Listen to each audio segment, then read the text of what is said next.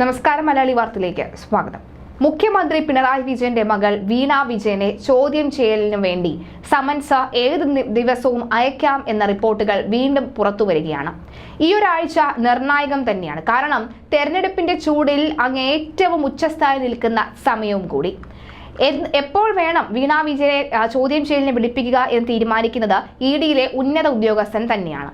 26-ന് ശേഷമായിരിക്കും ചോദ്യം ചെയ്യലിനായി സമൻസ് അയക്കുക എന്ന റിപ്പോർട്ടുകൾ വന്നുവെങ്കിലും 26-ന് മുൻപേ വേണമെന്ന് ഉദ്യോഗസ്ഥൻ പറയുകയാണെങ്കിൽ അതൊരു പക്ഷേ അങ്ങനെ തന്നെ നടക്കാൻ സാധ്യതയുമുണ്ട്. എന്തായാലും വീണ വിജയന്റെ പ്രതിപട്ടികയിൽ അടക്കം കയറ്റുന്ന ഒരു സാഹചര്യമുണ്ട്.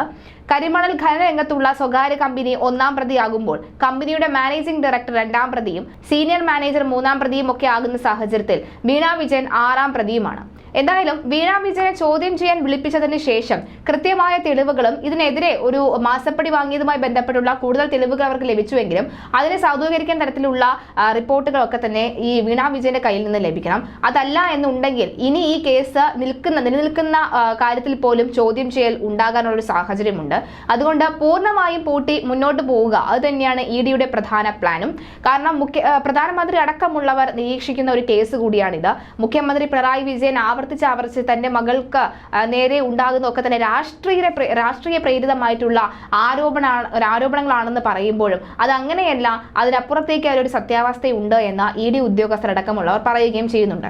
എന്തായാലും ഏത് നിമിഷം വേണമെങ്കിലും ഒരു ചോദ്യം ചെയ്യലിന് വിളിപ്പിച്ചേക്കാം. അതൊരു പക്ഷേ ഇപ്പോൾ ഈ തെരഞ്ഞെടുപ്പിന് മുൻപിലാണ് അത് വിളിക്കുന്നതെങ്കിൽ, തെരഞ്ഞെടുപ്പിന് മുന്നേ വീണ വിജയനെ ചോദ്യം ചെയ്യുകയാണെങ്കിൽ അത് കേരള രാഷ്ട്രീയ ചരിത്രത്തിൽ തന്നെ ഏറെ ഒരു കോളക്കം സൃഷ്ടിക്കുന്ന ഒരു സംഭവമായി മാറുമെന്ന കാര്യത്തിൽ സംശയമില്ല. ചെന്നൈയിൽ ഇതുപോലെ തന്നെ ചോദ്യം ചെയ്യാൻ വിളിപ്പിച്ചിരുന്നു എന്നൊരു വാർത്തയുണ്ടായിരുന്നു. പക്ഷേ അതിൽ ഇതുവരെയും ഇഡി ഉദ്യോഗസ്ഥർ പോലും അംഗീകരിക്കാത്ത ഒരു സാഹചര്യമുണ്ട്. അതുകൊണ്ട് ആ രീതിയിലേക്ക് അത് കടക്കുന്നില്ല എന്നാണ് വ്യക്തമാകുന്നത്. എന്തായാലും കഴിഞ്ഞ ദിവസത്തെ പ്രതിപട്ടികയിലൊക്കെ തന്നെ വീണ വിജയനുണ്ട്. ചോദ്യം ചെയ്യലിന് ഹാജരാകാൻ ആവശ്യപ്പെട്ട വീണ ഉൾപ്പെടെയുള്ളവർക്ക് അന്വേഷണ സംഘം നോട്ടീസ് നൽകാൻ ഒരുങ്ങുകയുമാണ്.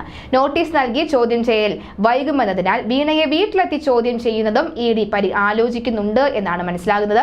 ആരോഗ്യ പ്രശ്നം ചൂണ്ടിക്കാട്ടി ഹാജരാകാൻ കഴിയില്ല എന്ന് കോടതിയെ അറിയിച്ചുവെങ്കിലും സ്വകാര്യ കമ്പനി മാനേജിംഗ് ഡയറക്ടറെ ഇഡി സംഘം വീട്ടിലെത്തി ചോദ്യം ചെയ്യുകയായിരുന്നു. അതുപോലെ തന്നെ വീണ വിജയനും അങ്ങനെ വീട്ടിലെത്തി ചോദ്യം ചെയ്യുമോ എന്ന് കണ്ടറിയേണ്ടതുണ്ട്.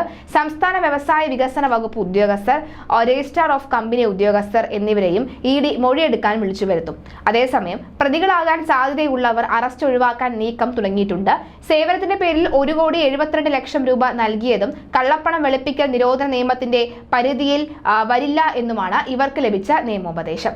നിയമപ്രകാരമേ കേസ് രജിസ്റ്റർ ചെയ്യാൻ കഴിയുകയുള്ളൂ. അതിനാൽ കേസ് നിയമപരമായി നിലനിൽക്കില്ല. പോലീസോ വിജിലൻസോ ആണ് അന്വേഷിക്കേണ്ടത്. വിജിലൻസ് അന്വേഷണം ആവശ്യപ്പെട്ടുള്ള ഹർജി തിരുവനന്തപുരം വിജിലൻസ് കോടതിയുടെ പരിഗണനയിലാണ് ഉള്ളത്. മാത്രമല്ല PML ആക്ടിലെ ഷെഡ്യൂൾ കുറ്റകൃത്യങ്ങളിൽ ഇത് വരികയുമില്ല. കുറ്റകൃത്യത്തിൽ നിന്ന് കക്ഷികൾ എന്തെങ്കിലും സമ്പാദിച്ചതായി തെളിഞ്ഞാലേ കള്ളപ്പണം വെളുപ്പിക്കൽ നിരോധന നിയമത്തിന്റെ പരിധിയിൽ വരികയുള്ളൂ. ഈ കേസ് അതില്ല. 2 കമ്പനികൾ തമ്മിലുള്ള ഇടപാടിൽ PML ആക്ടിലെ ഷെഡ്യൂൾ പ്രകാരമുള്ള ക്രിമിനൽ കുറ്റം കണ്ടെത്തിയിട്ടില്ല.